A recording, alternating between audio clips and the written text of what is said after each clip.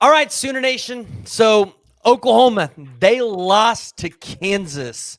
And today we got to talk about the truth behind it, right? Is Jeff Lebby to blame? Is there specific players that just didn't do their job? Do you look at Brent Venables and say, do you have a control of your team? I think that's what we got to talk about today. We got to uncover this brutal truth behind what left the Sooners devastated in Lawrence. But today I'm joined by Cooper over at Unfair Sports. How you doing today? Um, I've thought about the after the game yesterday. I was like, okay, there you go. And then I moved on to, I think I've mentioned before, I work at the ABC affiliate here in Tulsa. And so I immediately was like, all right, so are we getting Bedlam? Because at least I can make some money on it, selling the TV commercial.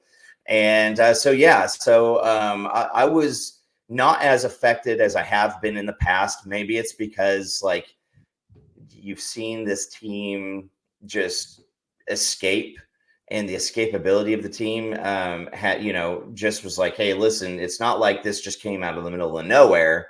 A la 2001, where 2002 or 3 when K-State just runs us in the Big 12 championship. It's not like something like that.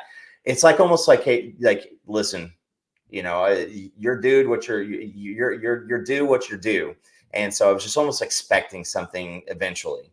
And so, maybe this is good for this team's development, because you always play for 1-0, but then you also play for the conference title and potentially a national championship. But the overall thing that these coaches are better at is the program itself. So how do you have a plan, a 1 year, a 1 week, a 1 season, a 3-year plan for yourself, and how do you incorporate that? Where do you rob Peter to pay Paul? So let's get into this game, because PJ, I just man, there's so much to talk about, and I think that depending on what the weather looks like outside is going to determine how I respond. It's cold outside. It's cold outside. I've It been is having cold outside. dogs out all morning.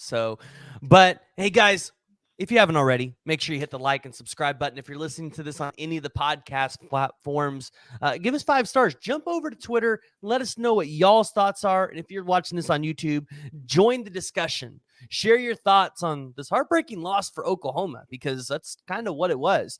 You come into this game, you have an 18-game winning streak against the Jayhawks. I was born in 1997, so I have not seen Oklahoma lose in my lifetime to Kansas. So that's how long it's been since Oklahoma had lost there. And when you look at the stats for this game, it seemed like Oklahoma just got beat. This was not last week where, UCF had chunk plays and, that's where you struggled. No, like Oklahoma got beat in this statistical category. Jason Bean, whether it was, I'm going to be honest, it was not Dylan Gabriel. He outperformed Dylan Gabriel in the passing game. Devin Neal, Tawi Walker outperformed him, but man, it seemed like Devin Neal was just getting the big plays when they were needed. And then, in the receiving game, obviously, because Jason Bean outperformed Dylan Gabriel, they outperformed us there. And so total yards, Kansas outgained us by 3, 443 to 440.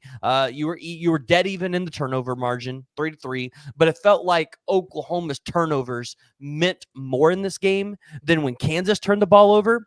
They outgained you in first downs, 25-19. Time of possession, they won that by 3 minutes. And this was a sold-out game for Kansas at the beginning.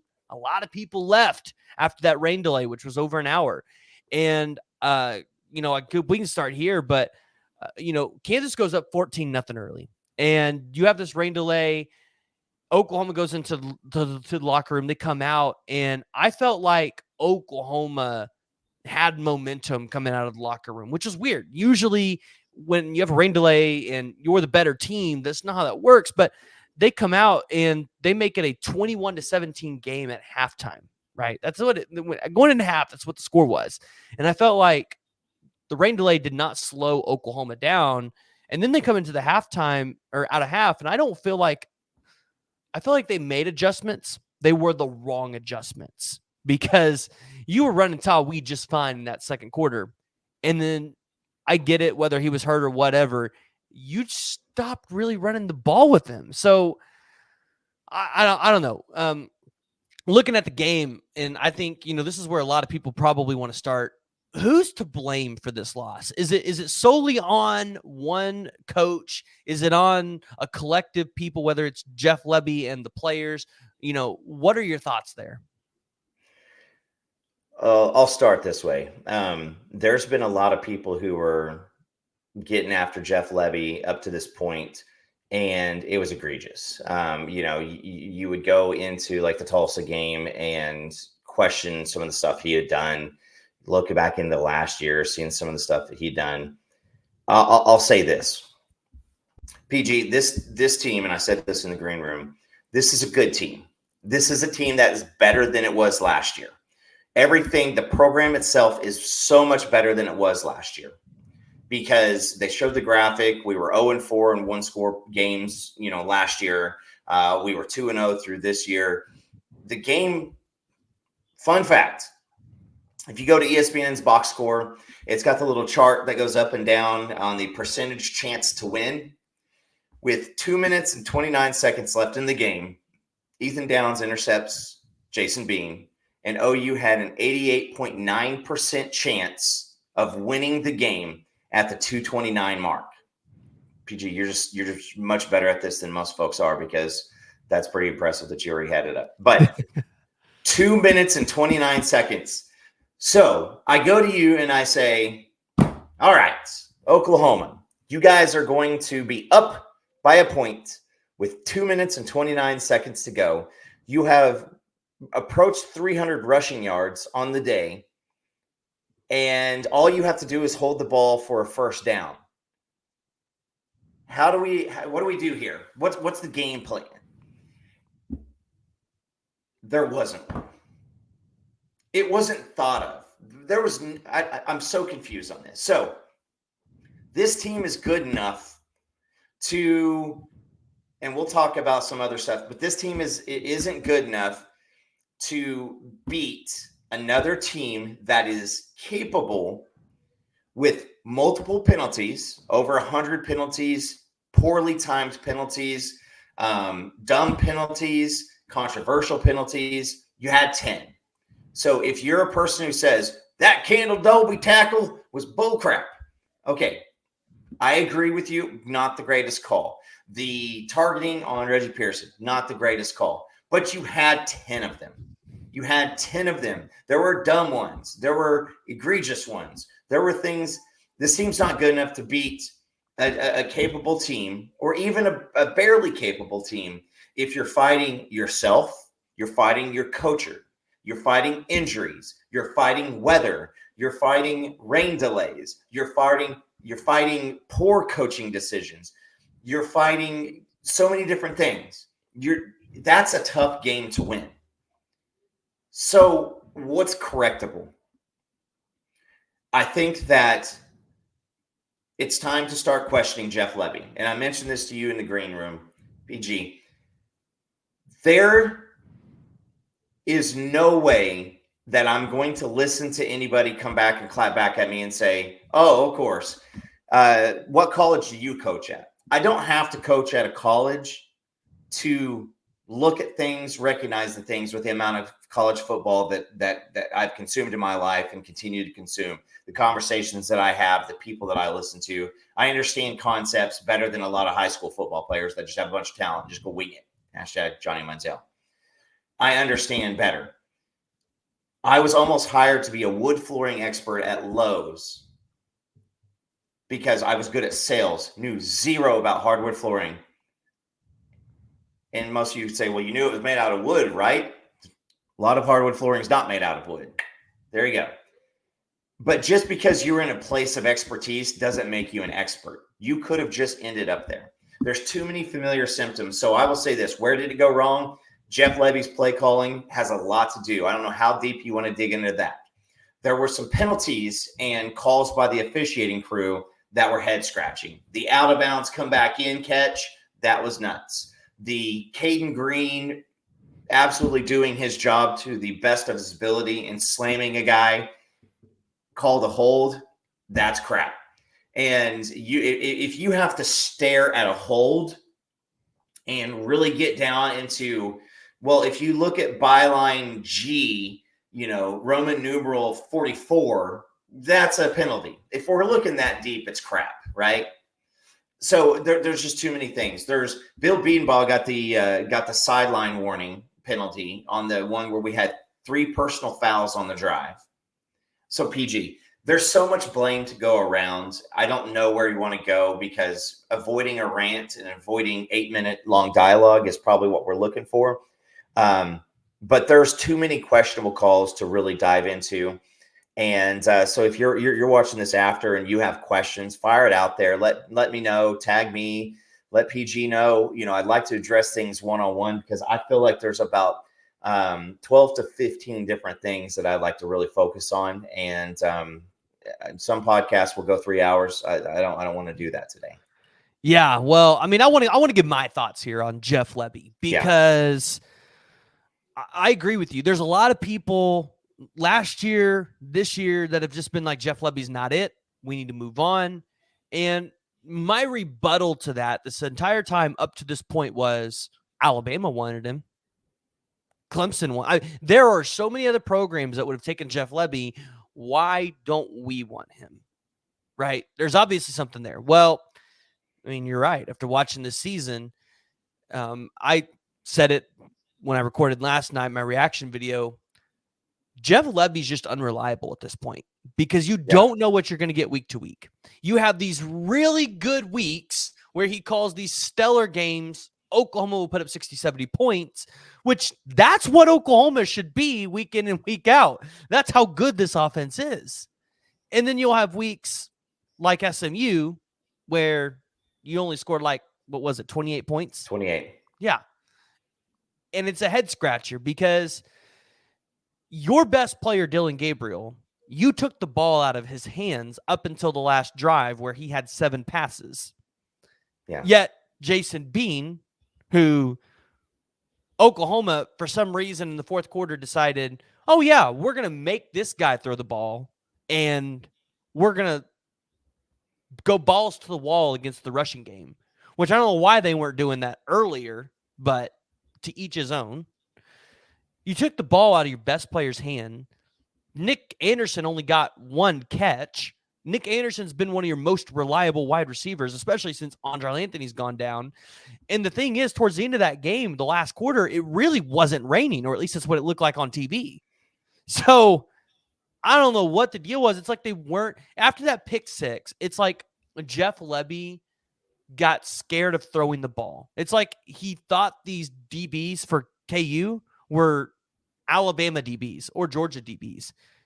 And outside of Kobe Bryant, they don't have anybody like that. So I didn't understand the play calling of taking the ball out of Dylan Gabriel's hands. Then you get into the fourth quarter and you're not giving the ball to Tawee Walker, a guy that, as you guys can see here, 23 carries, 146 yards.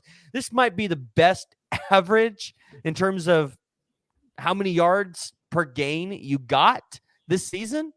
And you took the ball out of his hands. And I know they said he was injured or whatnot. Okay. But then you put Javante Barnes in and not Gavin Sawchuk, who, I mean, he's looked okay these past 2 games. So when it comes to Jeff Lebby, I don't think the answer is to fire him this week. I don't think the answer is to fire him at all. But Jeff Lebby's going to get opportunities to go somewhere else this offseason. Somebody is going to want him. And I mean, maybe this time it's time to let him go. Maybe this time it's okay to let him walk. Then you don't have the burden of having to let this guy go. I agree. And here's my comparison is Savion Byrd. Savion Byrd has plays where he absolutely will take a man's life from him. He'll take his soul, his will to compete. He'll take him away. But then he'll also have a head-scratching play where it is a basic zone concept. He completely pisses away his assignment and allows a sack right up the middle. And The coaches say we got to have more consistent play from our players. You throw in a Jaron Kanik. He is a freak athlete, an amazing player. The running backs, amazing athletes, right? So we've got all these people, these players, and they've got these really high highs, these really low lows. And we watch the coaches and the fan base go, this is maddening. This is maddening why we can't have Savion Byrd play like an animal every single down. You know what else is maddening, PG? When your offensive coordinator goes full tomato, like right in the middle of the game. There are calls, again, I mentioned this before we came on the air. You've got middle of the game. Jalil Farouk, Gavin Freeman come trotting onto the field. We've seen Gavin Freeman this year. He had one great play last year, one great play this year, and everything else is just stuff. It's not highlights. They're not terrific. It's just stuff. It's just things that LV Bunkley Shelton can do. It's stuff that Jaden Gibson can probably do better. So we see these plays, and I'm like, okay, I don't like it. They're in the backfield, and you're like, okay, if Talwee needs a break, if Sawchuk needs a break, why Jalil? Because how in the hell are you going to say, like, it's okay to put Jalil in there because we trust him, and we trust him better than putting Javonte Barnes in at this point? But then fourth quarter, game on the line, Javonte Barnes comes trotting out there to run the football for the first time in 6 weeks. A little egregious and, overstating the subject, but he hasn't played. So why is it okay to put him in fourth quarter and not do it in the middle of the game? And if Jalil Farouk is really who you really go, that's who I really trust in this moment, then why not him when everybody is hurt? So there's no consistency. The offensive line is another one that I want to talk about. You're running this out like a hockey shift change, like a line change. Because at this point, game number 8, game number 9, game number 10, you don't need to be running 11 guys out there on offensive line in competitive games. If it's a blowout, shift change, sure, why not? But Walter Rouse got hurt. Savion just wasn't cutting it. And whenever Savion and Walter Rouse came on the field, it was not good. Rouse would trot off with his shoulder hanging, trot off. He was just struggling. In comes Jacob Sexton. In comes Caden Green. We move the field. We move the ball down the field. It looks great. All of a sudden, Walter Rouse feels a little bit better, so they send Savion and Walter Rouse back out. Pulls Sexton and Green. Offensive line looks like crap again. And you started to say it, which is really, really intelligent, PG. So I want to say kudos on this one is when you're a running back, you are looking for a play scheme first, right? This is the play that I'm running. So when you're at home watching TV with your Walmart bought OU shirt and you go, well, by God, look at the outside. There's nobody over there. They can't just go off script because the offensive coordinator and the running backs coach have to know exactly what these guys are doing. And so what they say is you run the play. So if it's supposed to go between the left tackle and the left guard, that's where you run the play. It does not matter if nobody is over here on the weak side of the off side of the play. You got to run there. So how is that? Where are you going with this, Coop? It means that when you've got 11 different guys rotating in on the offensive line, it does not give the running back the ability to go, all right, he's doing this. When he does this, that typically means this. There's no processing of information. It's just full reaction. And I don't think our running backs, I don't think that any of our running backs have a full complement of running back skills in order to be the every down back. Talwee looks really, really close. But guess what?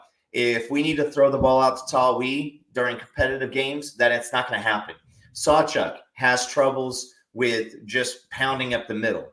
Javonte Barnes, somebody told him at some point, just run it in the back of your offensive lineman and it won't leave his head. So when you have these types of offs and ons, at this point in the year, it's just tough. Now, Jeff Lebby has nothing to do with what offensive linemen run out there. He has nothing to do with what running back runs out there. Now, if he calls a play call for Farouk and Freeman in the backfield, that is his call.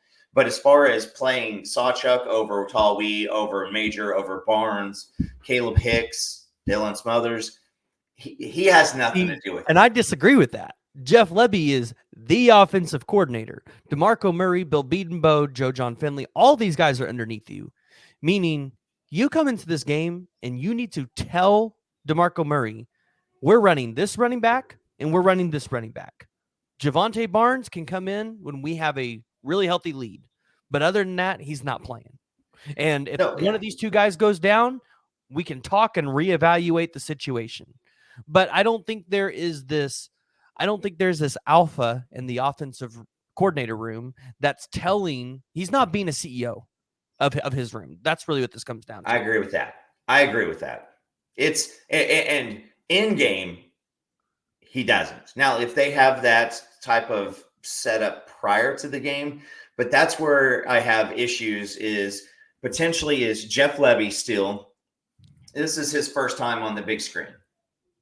This is it. DeMarco Murray won a rushing title.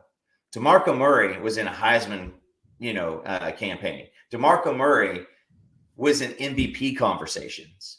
So here I am going to talk to this 3-star offensive guard that never was a good player. There's an issue there. Joe John Finley. Joe John Finley was an average collegiate player, and he has risen up, and people really, really like him. And he's friends with Jeff Lebby, but he's also friends with DeMarco. So I think that in a lot of the kumbaya, let's use these scars to make us stronger. There is still now. This goes back to Venables. Venables needs to realize what's going on here, because you also have Seth Lachelle and Matt Wells on this staff too, and both of those guys. Somebody needs to have a conversation. Be like, we got to have a hierarchy here, because some of this it's unacceptable. And like I said to start it off, is this team is good. This team is much better than last year. If you're listening, you're like, did we get better? Yes. Don't be dumb. And if you think it's the same team as last year, you're an idiot. Even with injuries, you're an idiot. This team is better. But we cannot overcome stupid penalties, untimely penalties. We cannot overcome multiple injuries. We cannot overcome issues from the referee crew. We cannot overcome coaching mistakes. We cannot overcome simple, overcomable situations throughout the week. None of that. We can't all at the same time not do it. Georgia right now goes out and plays Vanderbilt and does all that stuff, they can lose. Now, where do we go for the rest of this season? There needs to be a coming to Jesus talk between Brent Venables, Jeff Lebby, DeMarco Murray. Probably Beanball also. There needs to be. Guys, we have 3 games left. We need to go win a conference championship. This is how we do it. They don't need to win it. They need to dominate these 3 games. The thing is, Oklahoma could have made the college football playoffs and defeated. You still have a chance with 1 loss, because Kansas might win out. Oklahoma State, if you beat them, they still might win out outside of the loss to you. So your schedule might look better than what we thought it could be. Meaning, you go out there, you dominate your next 3 games, you win the Big 12 championship, you're still in playoff contention. Yeah. Yeah, and you still can. Now, let's bring up this. There's a camp out there that says, would you rather OU get left out of the playoffs and go win a game somewhere else in a New Year's Six Bowl? Or would you rather them make the playoffs and get their ass handed to them? I'd rather make the playoffs and get their ass handed to them, because here's recruiting. Because the attention, yeah. Because for recruiting, recruits will see that. They'll say, oh, well, Venables went 6-7 last season, turns his team around, gets to the playoffs with 1 loss, wins a conference championship game. And yeah, they lost in the playoffs, but as a recruit, if the coach is selling to me, we're only a couple pieces away and you are a piece to that puzzle, it sells better into my head, because I've seen that on the field. Yeah. exactly. I think from a recruiting standpoint and from a notoriety, because again, and I don't think that this team is going to go out and do what some of the previous teams had done. I don't think that this team in a normal year has any business competing with a lot of these other teams. The parity in college football is you get on the field, there's a chance.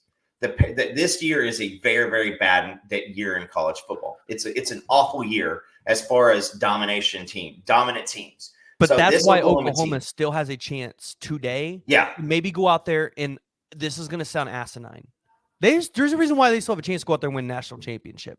If they fix their offense and it gets back to some of the better games that we've seen this season, paired up with how the defense is playing and how the rest of college football is, I think there's two teams Oklahoma just does not match up well against, and it's Michigan and Georgia. So if you can go up against an Ohio State or a Florida State or somebody like that in the playoffs, maybe you have a chance to get there. It sounds crazy, but I mean, it's just all it is one portion of your team that needs to be fixed. And I said this last week for my UCF recap. Every problem you had in that UCF game, I can point back to the offense. I can point back to the running game. You fix that one thing, and Oklahoma probably dominates that game against UCF. And I think it's the same thing now. And, again, another thing when I'm putting up all the different reasons, the things that you have to overcome, injuries, this team needs to get healthy. I promise you this team is going to continue to wear down if this offense does not get its act together. It has to get its act together. This is not Dylan Gabriel, because the offense is choking away, and then Dylan Gabriel does a normal human being quarterback thing. If you watch Aaron Rodgers, if you watch Tom Brady, if you go watch Josh Allen, they all make mistakes. Every one of them make mistakes. Every single one of these quarterbacks make mistakes. You can make mistakes, but fans, I promise you this, don't let Dylan Gabriel's eventual mistake get escalated because of everything else that's going around him. Dylan Gabriel cannot help the running back decide which hole to cut through. Dylan Gabriel has nothing to do with the offensive line circles. Dylan Gabriel has to play the play, has to run the play. He has to. He's not going to bounce out of the play and be like, no, piss off, Lebby. I'm running the ball with Tawee Walker up the middle. He can't do that, right? And he doesn't. That's not in his character. So can Oklahoma go out and still win? This is Bedlam. I swear to God, if you cannot get up for this game and do not understand the magnitude of this game, then it's silly. Ollie Gordon is going bananas right now. That is literally all they have. They do not have anything else outside of Ollie Gordon. You stop Ollie Gordon, we're good to go. I don't think that if Stutzman is hurt and can't play this game, I kid you not, I swear, run out McKenzie and run out Kip. That's a funny joke. That's hilarious that you think Stutzman might not play in this game. I don't think there's anything that's going to keep Stutzman from walking out onto that field. Except for a shoulder being held together by an ace bandage. Yes. You got a bigger year going on. But here's what I will say is in competitive depth, even with the line changes, even with the running back changes, even with the linebacker injuries, Kobe McKenzie and Kip Lewis are extremely capable. This is not Ryan Reynolds. Help me out. Linebacker OU, Las Vegas against Texas. He gets hurt. Ryan Reynolds, good God. I'll think of it. What year? This would have been 07. It's Reynolds was the linebacker. Austin Box? No. It's Reynolds. But he gets hurt. He leaves, and we have to throw out Tom Wart, and they continue to run that slant pass over the middle with Jordan Shipley over and over and over and over again. And poor Tom Wart had nothing to do with it. He couldn't do anything. There's that year and that type of thing with the linebackers. We didn't have anybody behind. Now we do have guys who can come out and play. And I'm frustrated because if you look at, hey, listen, as far as the schedule turnaround and everything, this team can still go out and do some great stuff. There were close games, right? We barely won the A&M game in 2000. We barely won. We barely won Bedlam in 2000. It was a crap. It looked terrible, and we still went out and won the national championship. We can still do this. We can still go to the playoffs and still win. But for the overall sake of the program, here's what I'm looking for. Let's fix the stuff with the coaching. Let's have that tough conversation. Let's fix that thing right there. Penalties. You understand that it is a complete. Now, the Caden Green penalty, he body slammed someone. If the ref's going to call it, they're going to call it. Caden Green, continue to do what you're doing. Do not change what you're doing. Kendall Dolby on the sideline, I'm okay with that. Bill Beadenball walking his ass out on the field when we're on defense, that's stupid. You need to come out, own it, and you need to say, I hurt the team. I apologize for that. Oklahoma needs one of those dudes that they had at Clemson that keeps the coaches on the sideline. I'm just saying, give somebody in the sideline or, get a crack sniper with a paintball gun. Anybody that walks out too close gets pegged, and they'll think about it twice. They'll always be paying attention. Shoot, they just need, you know what? This would be a good job for some of these preferred walk-ons that, aren't playing. they need to be your get-back man at this point. Don't hire somebody. So you got preferred walk-ons for. Rocky Kalmus' son, Kaysen. Yeah, you are the backup guy for Jayhawks. Okay. Guys, again, if I would have said beginning of the season, you are going into Bedlam with one loss. You are 7-1, one loss, and you legitimately have a Heisman candidate and a college football playoff championship appearance or playoff appearance. Do you take it? We all say, yes, I'm down. Let's go.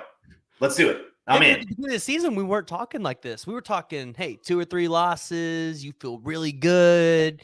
That's what we felt like. That's what we were talking about at the beginning of the season. Now we're talking about a one-loss team still making the playoffs. That's crazy to me that we're talking about this.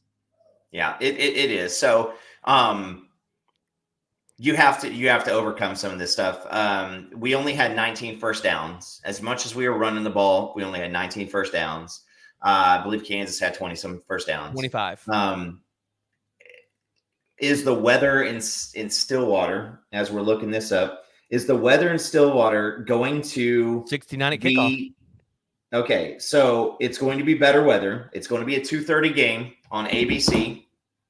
BS. It should be a night game. I'm ticked off because Oklahoma's probably not going to get a night game for the rest of the season. So I still think the BYU game could be a night game, but but I want one at home too. Like TCU Black Friday. Come on, you could have set that up perfectly. Yeah. Fox needs the 11A games. And it's all about revenue, and trust me, listen, I don't know if you guys understand this, but if you're a big company and you want to buy the OU game, you have Fox coming to say, your Fox TV rep coming in and said, hey, we got Bedlam this year. We're claiming it. And here's why we think so. And then I come in from ABC and I go, hey, guys, we're going to have Bedlam this year. That none of that has anything. Fox and ABC don't give zero craps about the economy in Norman or the economy in Stillwater or your plans on an October or November evening. It is based off of viewership. If we can hit that game right there, we're going to get really good viewership.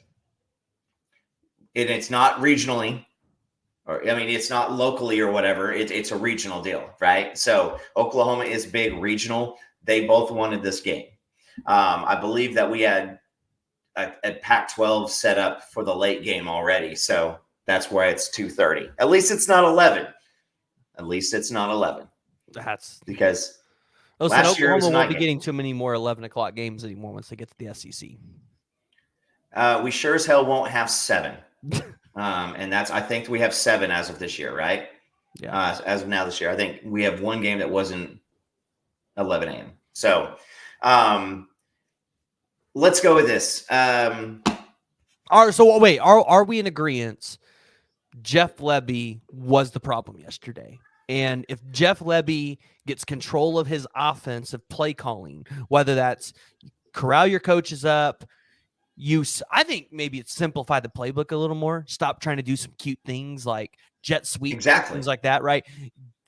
you know what? Take a page out of Lincoln Riley's book, as much as OU fans don't want to say it. Make your offense a little bit more simplified and make teams beat you, because sometimes these simple offenses is not what they're expecting. And I don't know. It feels like it's hard to defend because Lincoln Riley's able to do it. So I don't know if Jeff Lebby fixes that problem. So, I mean, are we in consensus Jeff Lebby is the reason why OU lost this game today?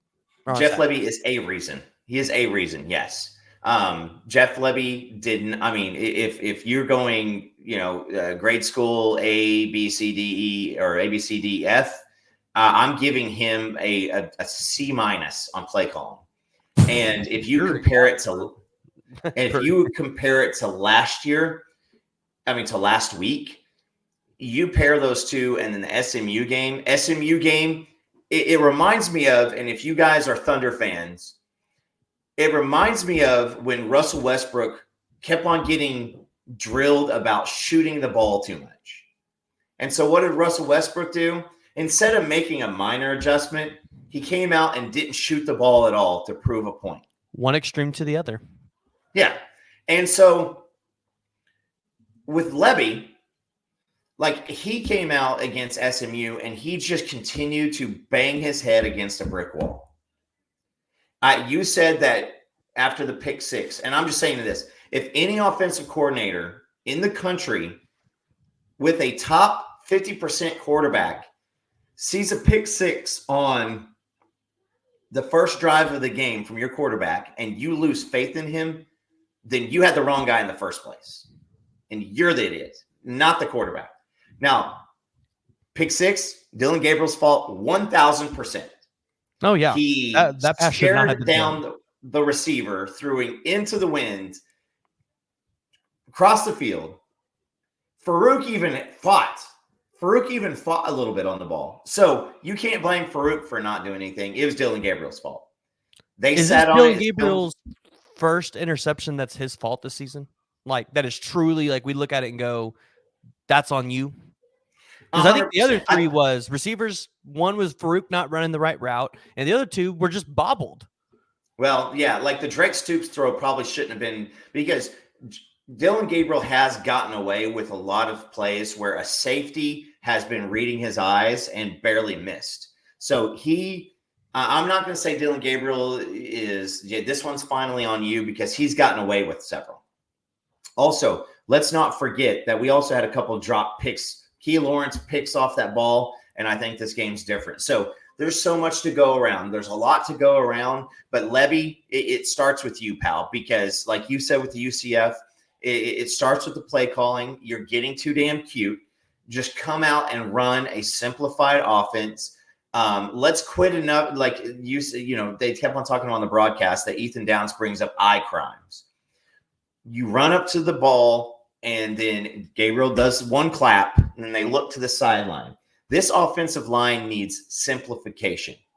Not, hey, we need you to run up to the offensive line, and we need you to sit over the ball for 10 seconds while we decide, is this exactly correct? We need option A, option B. We need a couple more simplified things. And if you're not going to do that, then let's take away the jet sweep. If we don't see Freeman run a jet sweep for the rest of the year, I'm completely fine with it. It's not working. And I think the problem is you're trying to run this complicated offense, and I don't really feel like you have the personnel to run this complicated offense, because you're only in year 2 and you have new guys you're playing. So it's I don't feel like it works. It's maybe in year 3 or 4, but it doesn't work in year 2, and it sure as hell didn't work in year 1. And here's if you're breaking in a new single offensive lineman with 4 other dudes who've been hanging out together for a year or 2, that's fine. But you're breaking in still. Walter Rouse has lots of experience, but he comes from a different system, and he's banged up today. The left guard battle between Savion Byrd and Schaefer and Caden Green, which shouldn't be a battle. It shouldn't be a battle anyway. Caden Green should have 100% of the snaps unless he needs a breather. Yeah. Andrew Raym is, if there's ever been a player who is, Andrew Raym is not a superstar, and he's not a liability.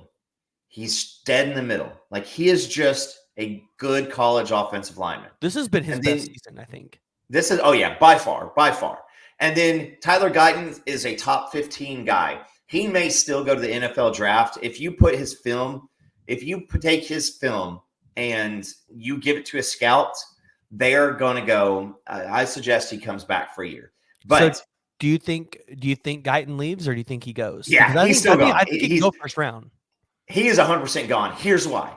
This freak is going to go to the combine, and people are going to go, what am I looking at here? And they're going to look at the game film, and they're like, oh, he's just not there yet. Like, this is, I mean, like when you listen to people who know, they don't say like this is a good potential starter in the NFL. There's people who are like, this is a Hall of Famer in the NFL when these things come together. So if he gets a draft grade of the first round and he ends up going, that is, I mean, he is going to be a top 15 pick. If by some chance he says, you know what, Bill Bedenbaugh took a chance on me, he brought me, I would still lay it out. As a coach, you have to lay out everything for what it is.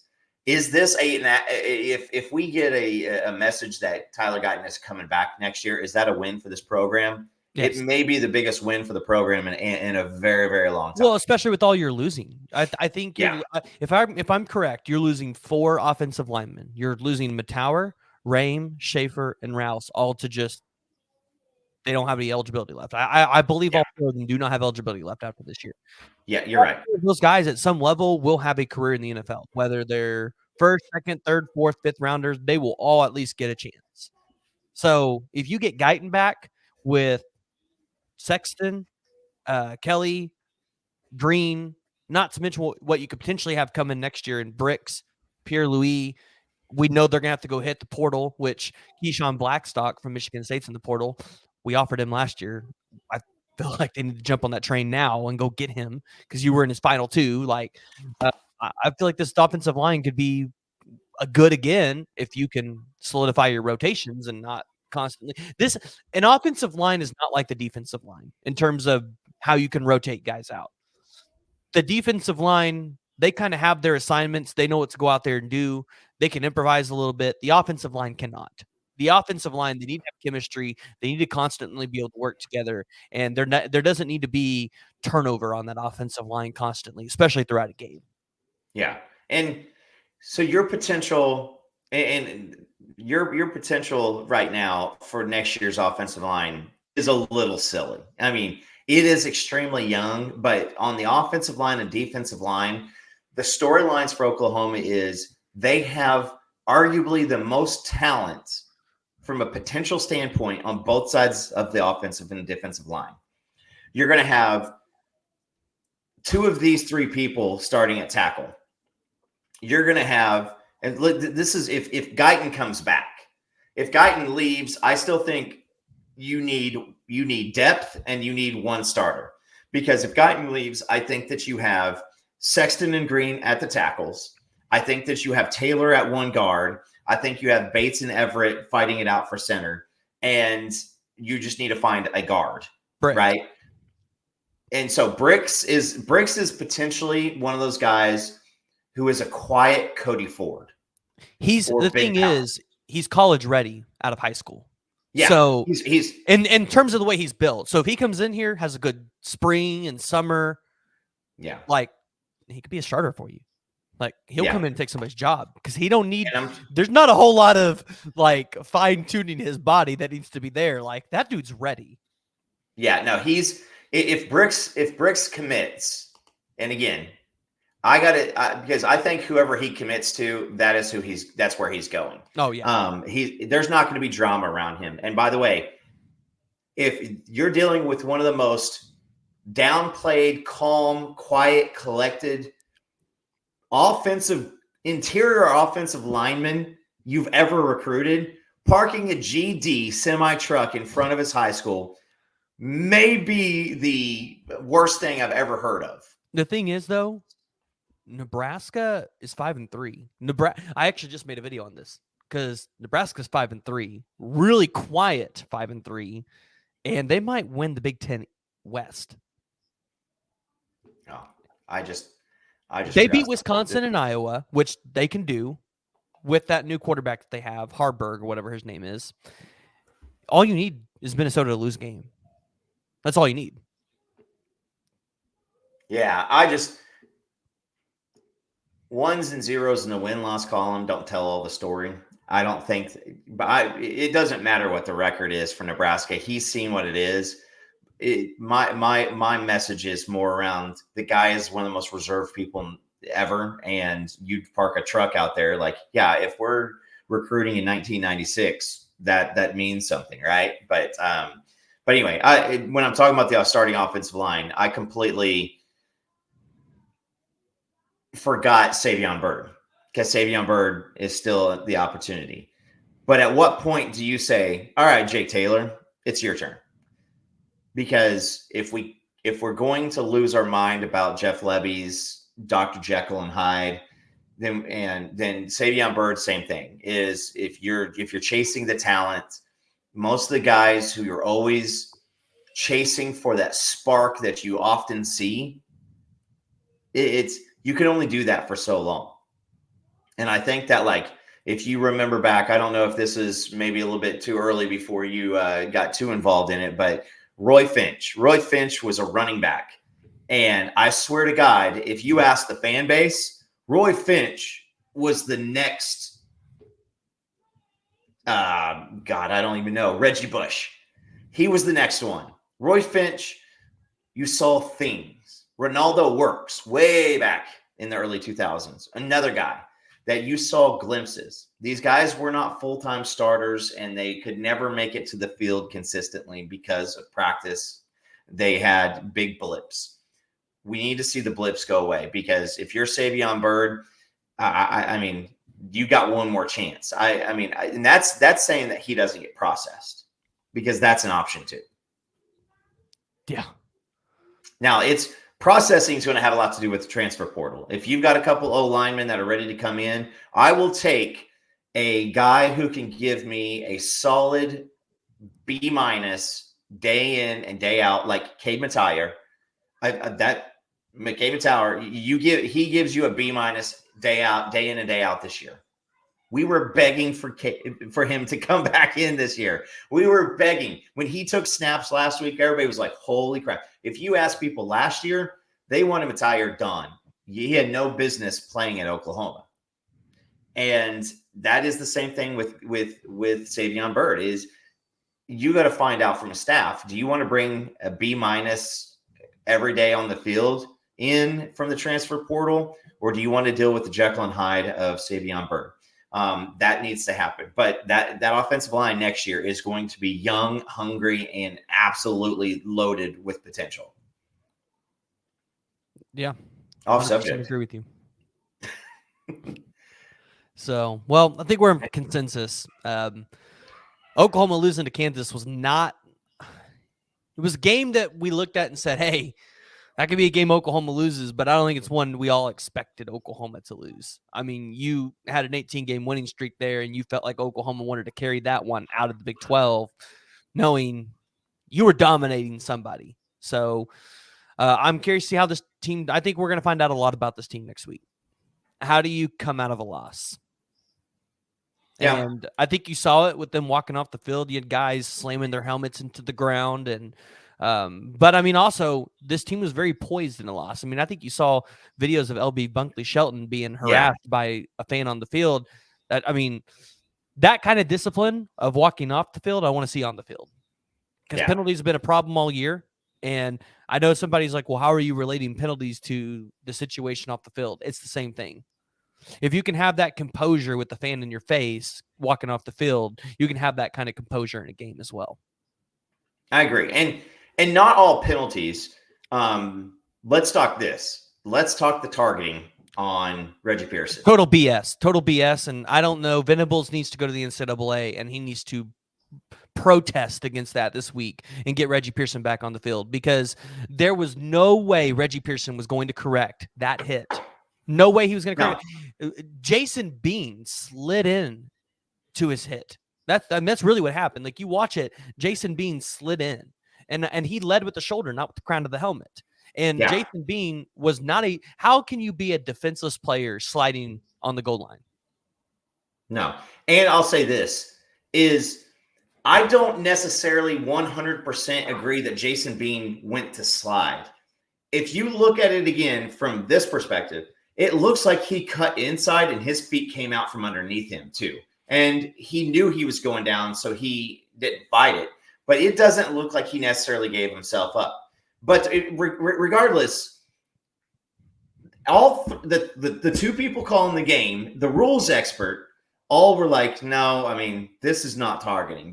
He hits him with the shoulder first. You can listen.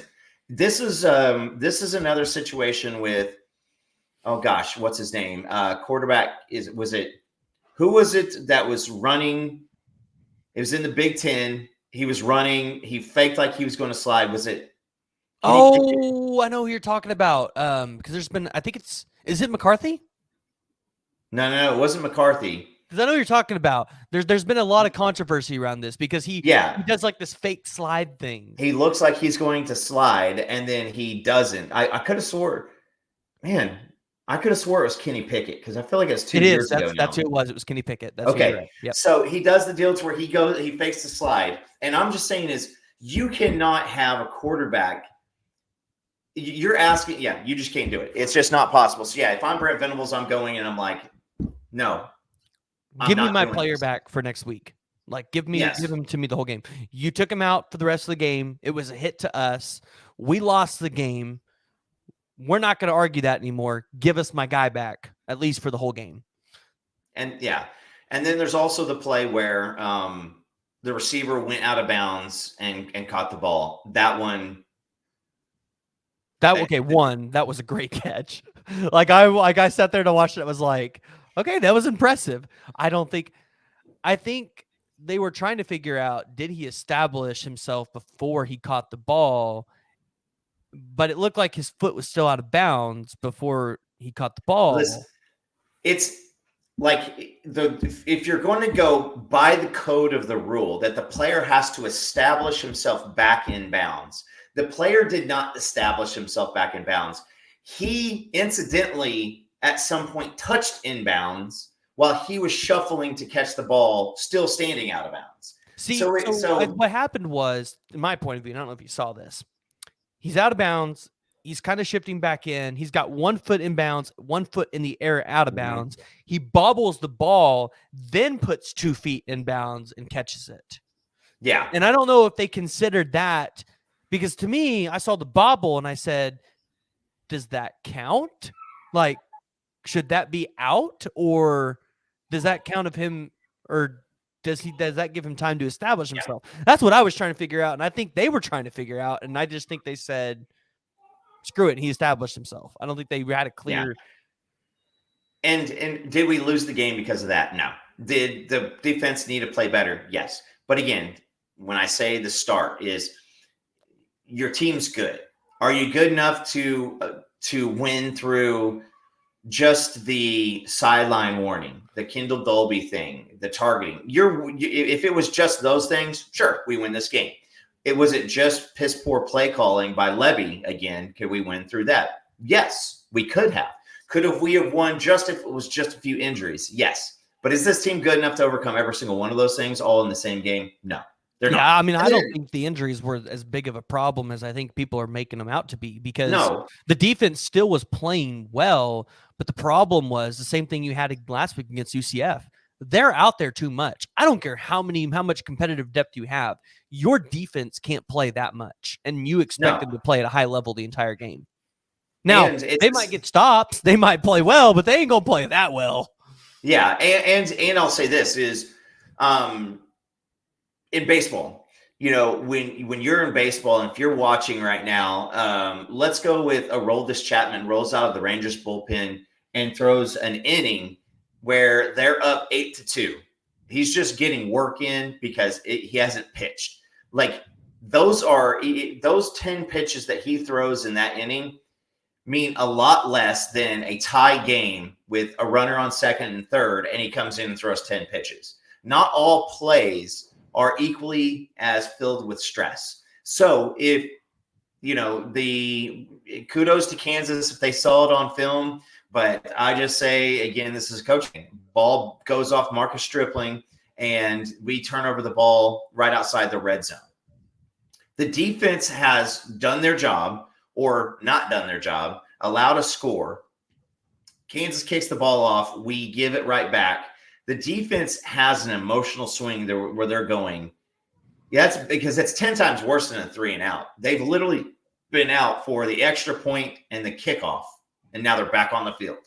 That takes a toll on you, successful or not, because that emotional strain of I got to go out there and bow up again is much harder than we've scored or we have to punt, and they know that in a normal succession of football, they got to come back on the field. So did we just lose because of penalties? No. Did we just lose because of piss poor coaching? No. Did we just lose because of issues of Dylan Gabriel's pick six? No.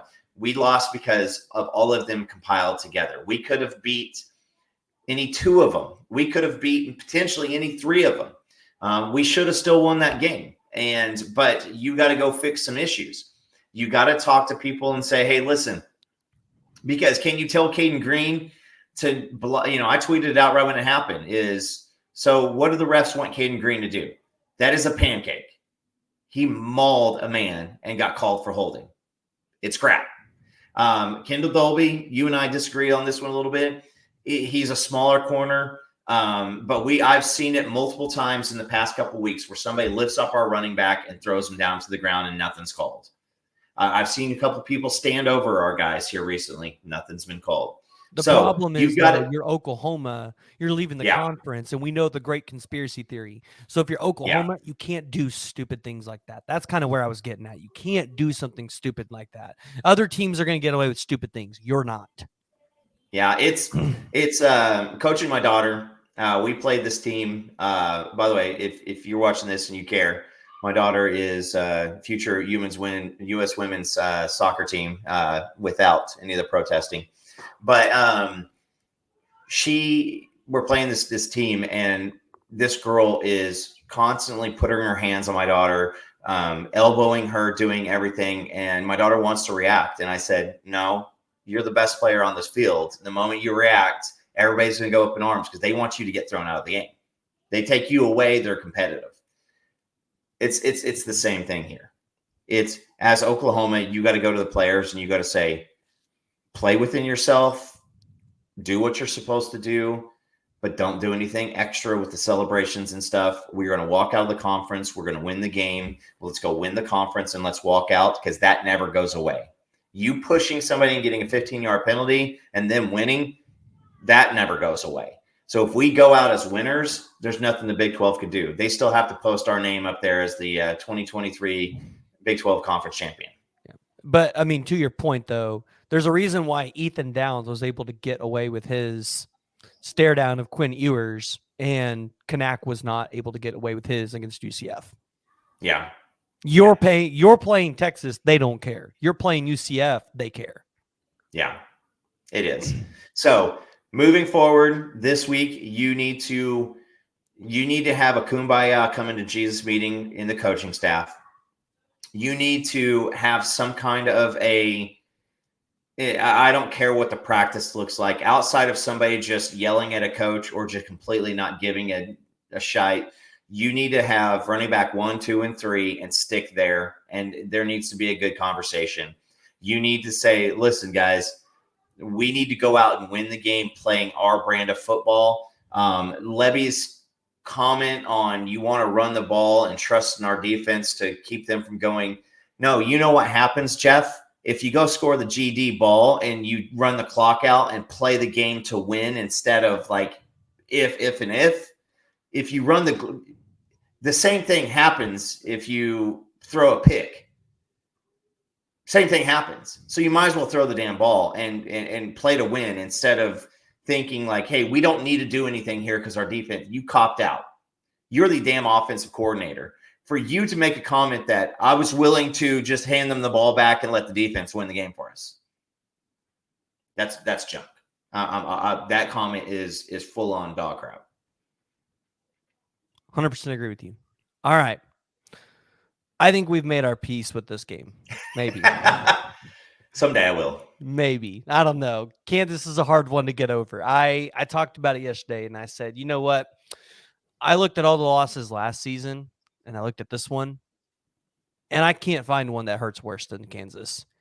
For some reason, even though Kansas is now 6-2, the word Kansas and lost to Oklahoma, or Oklahoma lost to Kansas, it just doesn't sit right with me. So I don't know. It might take me a little bit longer. But Coop, where can people find y'all's content at? Where can people find you at? Yeah, check us out on Twitter, YouTube, Unfair Sports. It's Jay and I. We'll be going live tonight at 6 p.m. to probably rehash some of this stuff. We got some cool guests coming up here too, so stay tuned. But Unfair Sports, check us out. All right. And if you guys haven't already, and you guys have made it to here, again, join the discussion. Share your thoughts on this heartbreaking loss for Oklahoma below. And if you haven't already, go ahead and hit that like and hit that subscribe button.